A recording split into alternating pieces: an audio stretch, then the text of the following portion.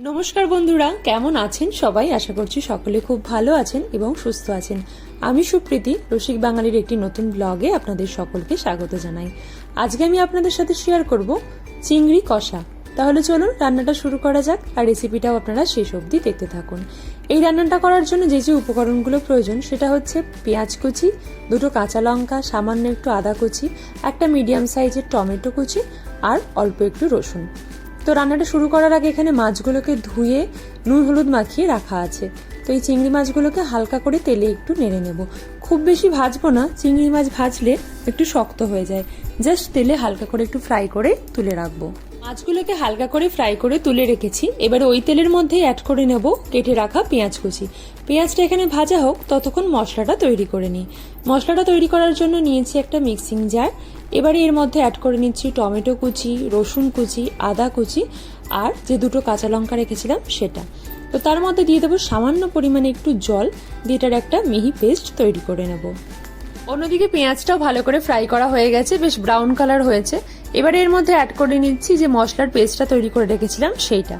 তো এটা দিয়ে ভালো করে কষাবো।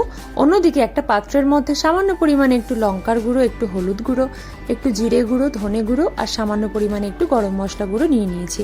এবারে এর মধ্যে সামান্য পরিমাণে একটু জল দিয়ে মশলাটাকে ভালো করে মিক্স করে নেব। পেঁয়াজ, আদা, রসুন, টমেটোর যে পেস্টটা দিয়েছিলাম সব দিয়ে কষানো মোটামুটি হয়ে গেছে। এবারে যে মশলাটা গুলে রেখেছিলাম সেটা এর মধ্যে অ্যাড করে নিচ্ছি, দিয়ে ভালো করে সব মশলাটাকে আবারও বেশ কিছুক্ষণ ধরে কষিয়ে নিতে হবে। মশলাটা কষিয়ে নেওয়ার পর দেখুন হালকা করে তেল ছাড়তেও শুরু করেছে। এবারে সামান্য পরিমাণে একটু জল অ্যাড করে নিচ্ছি আর দিয়ে দেবো স্বাদ মতো নুন। নুনটা অবশ্যই কিন্তু আপনারা আপনাদের স্বাদ মতোই ব্যবহার করবেন। এবারে ভেজে রাখা মাছগুলো মশলার মধ্যে দিয়ে ভালো করে বেশ কিছুক্ষণ নাড়াচাড়া করতে হবে। এই ক্ষেত্রে কিন্তু আমি আর এক্সট্রা করে কোনো জল অ্যাড করছি না। যেটুকু জল প্রথমে অ্যাড করেছি সেইটা দিয়েই কিন্তু মাছটাকে ভালো করে কষিয়ে নিতে হবে।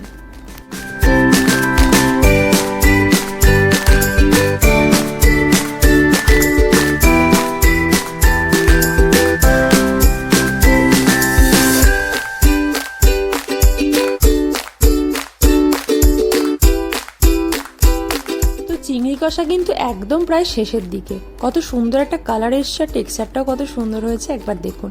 তো এর ওপর দিয়ে দিয়ে দিচ্ছি দুটো চেরা কাঁচা লঙ্কা। আর এখানে চিংড়ি কষা কিন্তু আমাদের একদম রেডি।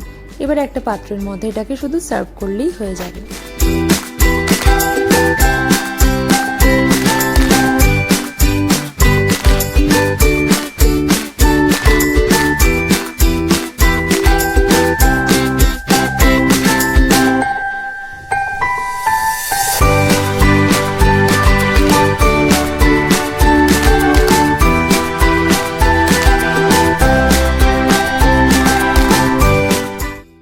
একঘেয়েমি চিংড়ির ঝোল ঝাল এসব থেকে বেরিয়ে যদি একটু অন্যরকম টেস্টে কিছু বানাতে হয় তাহলে কিন্তু অবশ্যই আপনারা এটা ট্রাই করতে পারেন।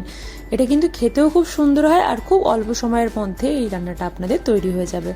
গরম ভাতে কিন্তু এরকম খেতে খুবই ভালো লাগে, যদি একটু কষা কষা। তো অবশ্যই বাড়িতে ট্রাই করুন। আর যদি ভিডিওটা ভালো লেগে থাকে তো অবশ্যই লাইক করে পাশে থাকবেন। যারা চ্যানেলে নতুন আছেন তারা অবশ্যই চ্যানেলটিকে সাবস্ক্রাইব করে নেবেন, যাতে আমি নেক্সট যখন ব্লগ আপলোড করব ততক্ষণে আপনাদের কাছে একটা নোটিফিকেশন চলে যায়। সবাই খুব ভালো থাকবেন, সুস্থ থাকবেন। ফিরে আসছি খুব তাড়াতাড়ি পরের একটা ব্লগে।